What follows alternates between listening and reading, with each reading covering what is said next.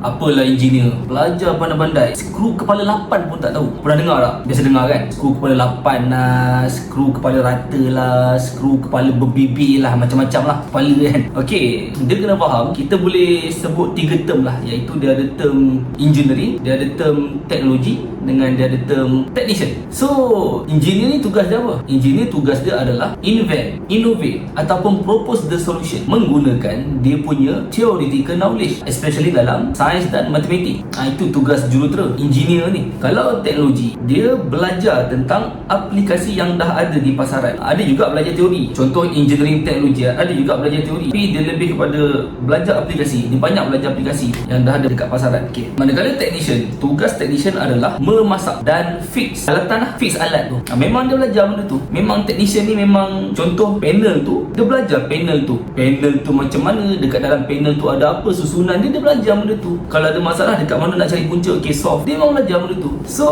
tiga-tiga ni, engineer, technologist dan technician ni, 3 benda yang berbeza. Okay, satu lagi, pembelajaran sepanjang hayat. Contoh engineer, dia belajar teori. Dia tak boleh harap teori je, dia kena juga belajar teknologi yang dah ada dekat pasaran. Dia kena juga ada skill hands on. Dia kena turunkan ego, belajar sikit kan. Bukannya kita nak belajar banyak, nak belajar sikit, at least you tahu. So, setiap 3 ni saling memerlukan dalam industri. Okay, so kita tak boleh lah cakap, oh dia ni engineer bukan pandai buat ni. Tak boleh, dah dia engineer, memang dia banyak buat engineering lah. Contoh dia teknologi, you nak suruh dia belajar, nak apa, mahir buat design, buat invention macam yang engineer boleh buat, tak boleh. Sebab dia teknologi, banyak belajar hands on application dekat industri. Contoh dia technician, you nak suruh dia buat design, tak boleh. Sebab dia waktu belajar dulu and waktu dia kerja pun, dia banyak involve, install dengan fix alat tu. Boleh faham kan? Okay, macam saya cakap sebelum ni, engineer memang kena banyak belajar teori. Sebab engineer ni tugas dia adalah mencipta, invent, ataupun dia buat innovation, ataupun dia propose the solution menggunakan teknologi yang dah ada, tapi dia propose the solution untuk disesuaikan dengan keperluan projek tu. Contohlah dia civil engineer. Adakah civil engineer dia terus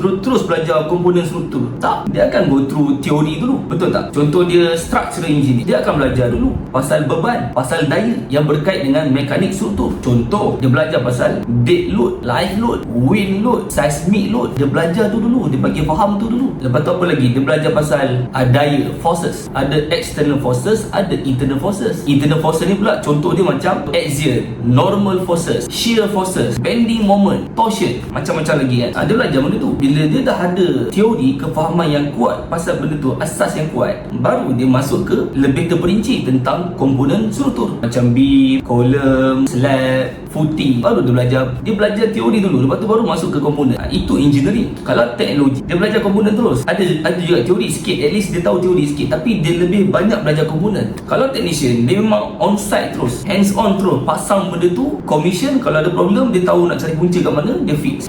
Tu beza dia. Contoh dia jurutera mechanical ni luas kan. Contohlah kalau dia jurutera otomotif, adakah dia jurutera otomotif dia terus belajar komponen-komponen dekat kereta tu? Tidak. Dia kena ada asas teori yang mantap dulu. Contoh dia kena faham auto cycle ni berkait dengan internal combustion engine kan.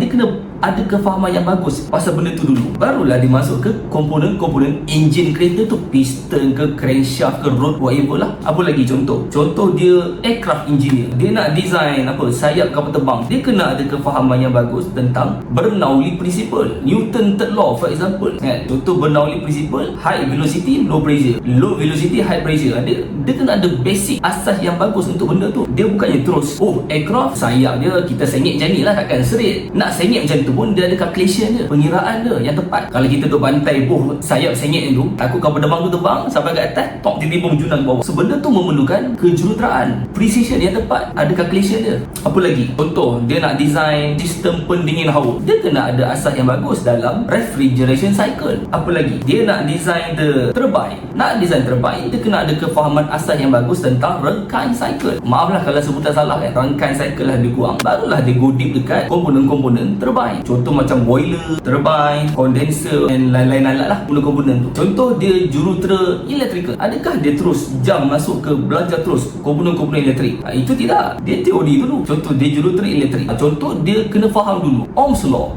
V equal to IR. Apakah Apakah itu voltage? Apakah itu current? Apakah itu resistance? Dia kena faham ni dulu. Kalau voltage tu kosong, adakah current tu ada? Kalau voltage kosong, current tak ada. Current ni apa? Current ni adalah bila mana elektron tu bergerak, barulah ada rate of current tu, kan? Kalau voltage kosong, current tak ada. Kalau voltage tu ada, ialah potential difference, kan? Barulah ada current. Okay, dia kena faham benda tu. Bila dia faham benda tu, barulah dia masuk ke komponen-komponen elektrik. Contoh macam bateri, power sources, conductor, wire, kan? Load, apa lagi? Resistor lah, capacitor lah, diode, switch, kan? Apa lagi? Contoh chemical engineering. Apa dalam macam saya dulu petroleum engineering, kita belajar pasal fluid mechanics. So dalam fluid mechanics kita belajar pasal antara kita belajar juga Bernoulli principle, kan? The high velocity, low pressure, low velocity, high pressure, kan? Asas, kan? Yang kita belajar pasal apa?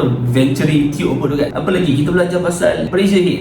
Kalau contoh kita pegang hose tu, tutup sini, angkat tinggi ni, dia ada head, kan? Contoh. Apa lagi kita belajar? Kita belajar about the pressure loss, kan? Nak kira the pressure loss. Kita belajar benda tu. Kita belajar pasal viscosity. Sebab kita dalam macam saya dulu petroleum engineer, kita nak separate gas, minyak dan air. So tanpa pengetahuan chemical dan fizik yang bagus, kita dapat tahu ke macam mana nak asingkan gas, minyak dan air? Tak tahu. So bila kita ada pengetahuan chemical dan fizik yang bagus, kita tahulah cara nak separate dia, supaya gas duduk kat atas, minyak duduk kat tengah, air duduk kat bawah. Sebab bila kita buat keluar minyak daripada bawah tanah ni, bukannya keluar minyak seketul boleh bawa dekat sesi minyak masuk kereta, tak boleh. Dia kena asingkan dulu. Lepas tu bila dah asing dulu, dia ada asing lagi, dia ada derivative dia pula. Lepas tu dia ada dalam petroleum, kita nak kena faham apakah itu petroleum. Petroleum ni adalah hydrocarbon. Hydrocarbon ni apa? Hydrocarbon ni adalah rantaian terdiri daripada karbon dan hidrogen. Lagi panjang rantaian karbon dan hidrogen ni, lagi berat petroleum tu, produk tu. Benda ni dia boleh dipecahkan kepada macam-macam lah.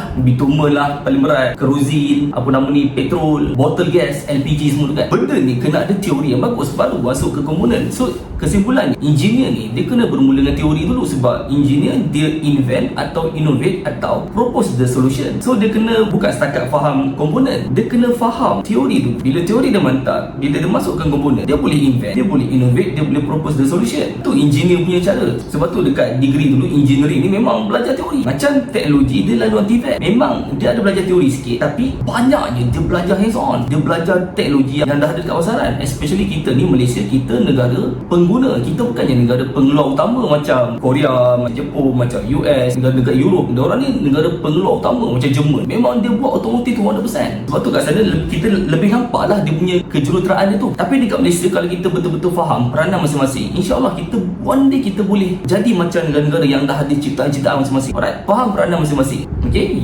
kita engineer ke, kita teknologis ke, you technician ke, saling memahami. Tak ada masalah lah skru kepala 8 ke, skru kepala rata ke, kepala berbibir ke, kepala naga ke, kan? Tak ada masalah. Yang penting kita faham peranan masing-masing. Alright, itu saja. So saya Nasmi Ismail, pengajar khusus Building Information Modeling, Civil 3D, Revit, Infrawork, Naviswork, Plan 3D, macam-macam lagi. Okay, follow saya untuk lebih tutorial.